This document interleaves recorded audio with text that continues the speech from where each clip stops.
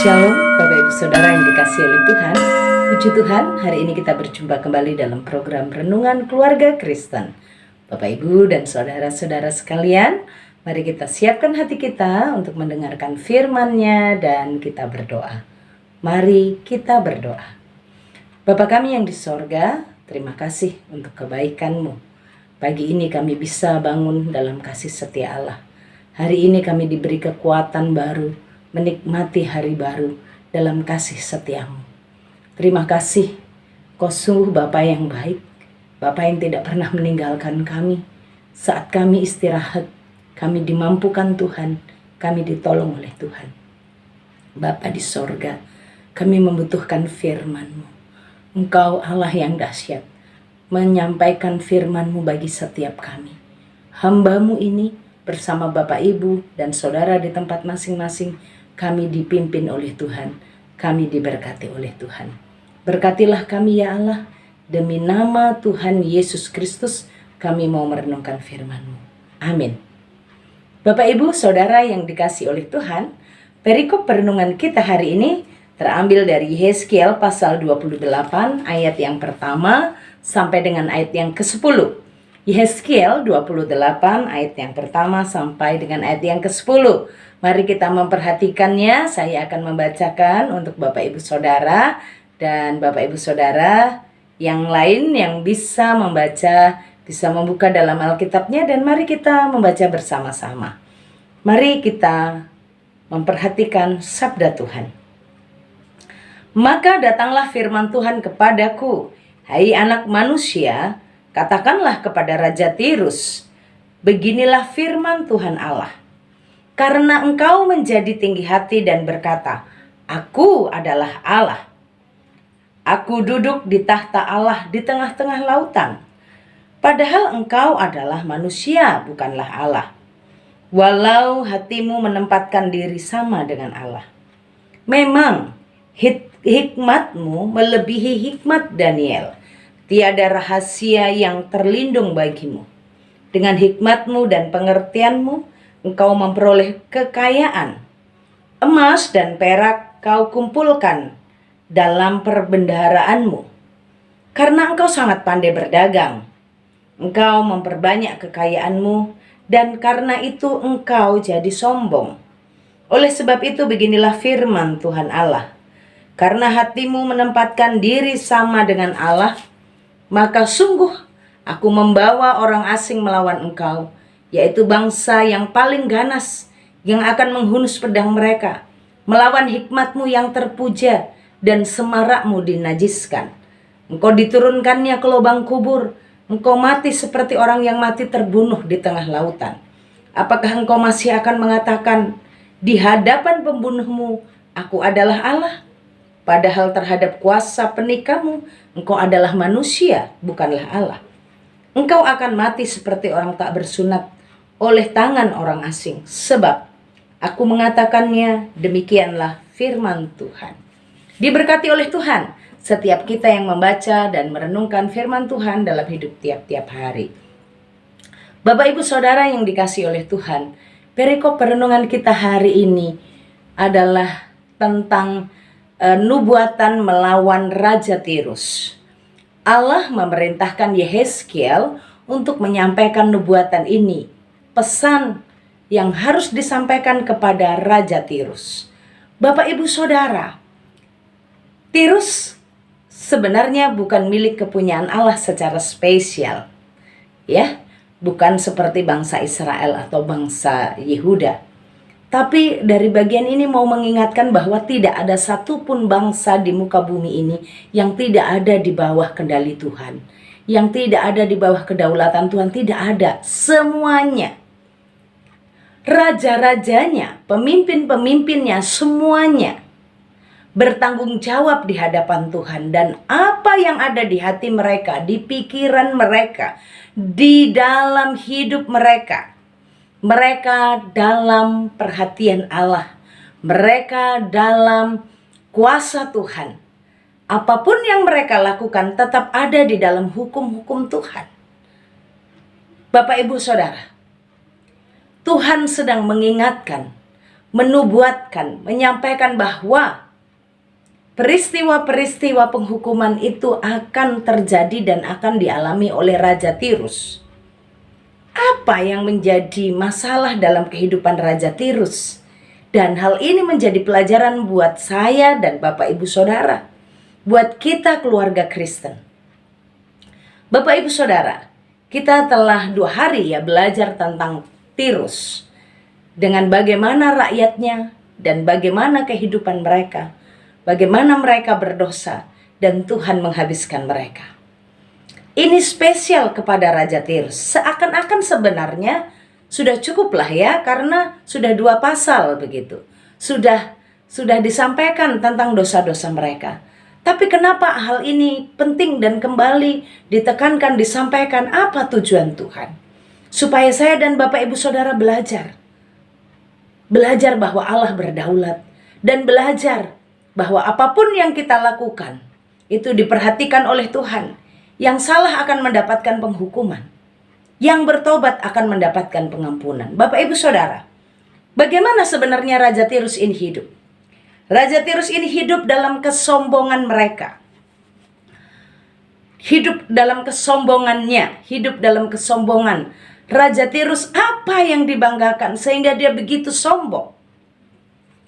Kalau yang kemarin dikatakan itu Tirus itu sombong karena mereka berkata mereka seperti kapal megah yang indah. Kali ini masih ternyata bahwa inti dari dosa bangsa Tirus termasuk rajanya itu adalah kesombongan. Bahkan yang ada di hati Raja Tirus adalah hati yang menyamakan diri dengan Allah. Bapak Ibu Saudara, kalau namanya raja ya berarti dia pemimpin kan dia. Bangsa Tirus sendiri merasa mereka seperti kapal yang megah karena kapal dagang yang keliling dunia, menawarkan barang dagangannya, memiliki kuantitas dan kualitas yang baik dari semua barang dagangannya. Apa yang salah dari Raja Tirus? Karena kemampuan berdagangnya, kecerdasan dari Raja Tirus dalam mengelola harta kekayaannya, mengelola barang milik kepunyaannya untuk dijual menjadi barang dagangannya, itu kecerdikan Raja Tirus itu luar biasa di dunia perdagangan. Bapak Ibu Saudara, kalau sekarang ada orang-orang pinter dagang, nih Raja Tirus pinternya orang pinter. Kenapa? Karena kepintarannya Raja Tirus itu, Alkitab menulis melebihi hikmat Daniel. Bagaimana ini? Begitu luar biasa dong, ya kan? Daniel itu kalau kita ingat dengan teman-temannya, dia 10 kali lebih cerdas dari orang-orang yang ada di sekelilingnya waktu itu. Daniel tuh kecerdasannya 10 kali lebih cerdas. Tapi ini Raja Tirus masih lebih cerdas lagi, lebih berhikmat lagi, lebih hebat lagi daripada Daniel. Bapak Ibu Saudara, karena dia memiliki hikmat yang melebihi dari hikmat Daniel, maka dia berkata, aku ini bosnya, bosnya bangsa Tirus, pemimpinnya Raja Tirus. Maka dia berkata bahwa tahtanya itu adalah tahta Allah. Dia berkuasa. Dia seperti Tuhan. Dia berkata, padahal dia bukan Allah, tapi dia berkata, aku duduk di tahta Allah di lautan. Karena kapal megahnya, kapal dagangnya itu selalu berkeliling dunia untuk menjual barang-barang yang luar biasa mahal. Barang-barang yang baik, permata, logam-logam. Apa saja yang mereka tidak, semua mereka punya. Dan itu barang-barang terbaik, kain-kain yang mahal, semua mereka punya. Maka dia bangga karena cerdasnya.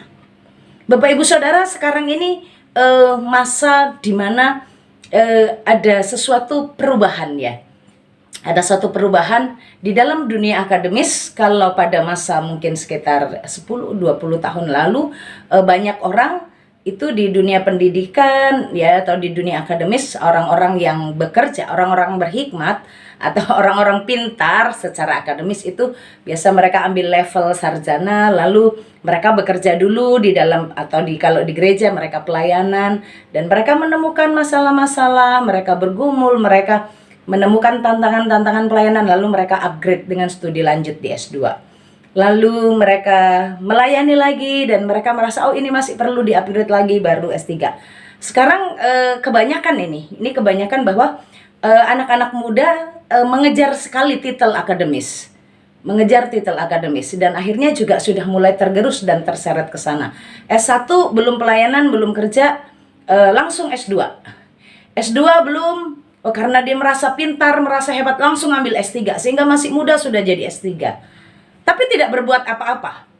Tapi sudah merasa bangga dan merasa hebat berbicara. Kadang-kadang merasa lebih sombong, merasa lebih hebat karena titel akademisnya sudah S3. Atau kadang bahkan masih S1 sudah sombong karena dia sudah merasa sarjana dibandingkan orang tuanya. Dibandingkan teman-temannya, dia termasuk orang yang berhasil. Kecerdasan, hikmat itu datangnya dari Tuhan. Jangan sampai karena kita memiliki akademis atau mungkin nilai yang lebih dari teman kita, dari orang tua kita, kita jadi lebih sombong. Di tengah keluarga Kristen, tidak sedikit orang tua memang secara akademis stratanya di bawah anak-anak. Tapi anak-anak yang sudah memiliki jenjang akademis lebih tinggi, akhirnya merendahkan orang tuanya. Akhirnya memperbudak orang tuanya. Akhirnya membohongi orang tuanya. Akhirnya merendahkan orang tuanya. Menganggap orang tuanya bukan apa-apa. Saudara-saudara muda, bertobat. Jika karena kecerdasanmu engkau meremehkan orang lain, jika karena engkau lebih pintar, engkau lebih cerdas, nilaimu lebih tinggi, engkau menganggap orang lain bukan apa-apa dan engkau merasa engkau sudah di atas angin. Hati-hati, saudara. Raja Tirus ini dihukum, dihajar oleh Tuhan karena dia merasa dia Allah. Tidak ada lagi yang lebih hebat dari dia. Dialah yang paling hebat. Mengumpulkan kekayaannya, kecerdasannya itu luar biasa dalam bisnis. Bisnisnya bukan kaleng-kaleng, bukan ecek-ecek, tapi kelas internasional. Semua bangsa-bangsa jual beli kepadanya karena kemampuannya. Hati-hati. Jangan sampai karena kecerdasanmu, jangan sampai karena pendidikanmu engkau merendahkan orang lain.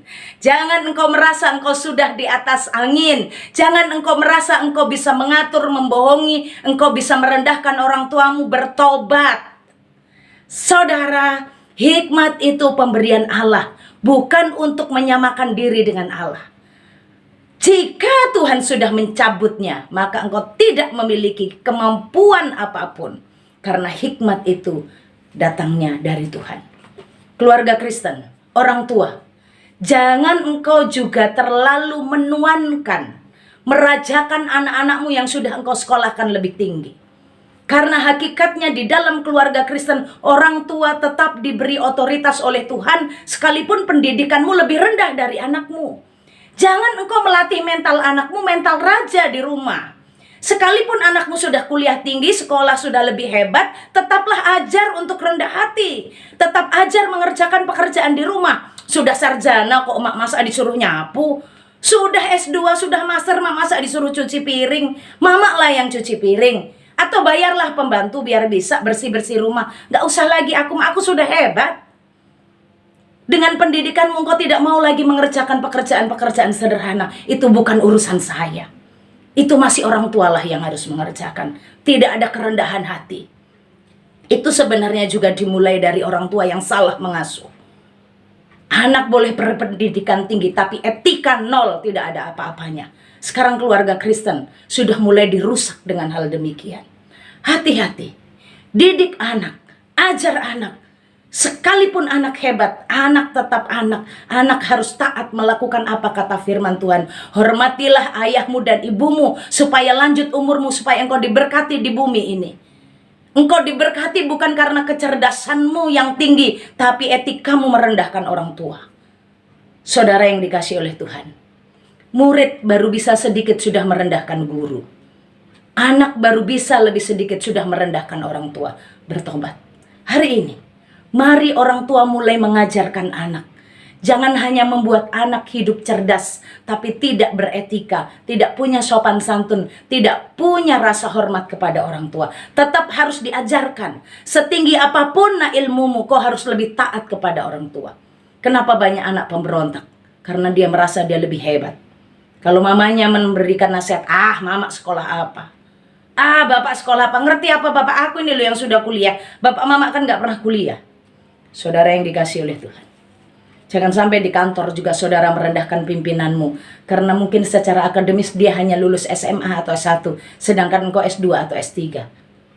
Tapi sebenarnya kita harus belajar menghormati orang tua. Saudara yang dikasih oleh Tuhan, mari kita menjadi anak Tuhan yang rendah hati. Anak Tuhan yang tidak menganggap diri lebih dari orang lain. Tuhan Yesus menolong kita. Bapa kami yang di sorga, terima kasih untuk firman-Mu. Tolong kami hari ini dalam hidup kami. Agar kami melakukan firman-Mu dalam rumah tangga kami, dalam hidup kami, dalam pekerjaan kami. Kami mau menikmati hidup kami dalam ibadah hari ini kepada Tuhan, berkatilah. Demi nama Tuhan Yesus, Tuhan memberkati engkau dan melindungi engkau. Tuhan menyinari engkau dengan wajahnya dan beri engkau kasih karunia. Tuhan menghadapkan wajahnya kepadamu dan beri engkau damai sejahtera dari sekarang sampai selama-lamanya. Amin. Shalom, Tuhan Yesus memberkati.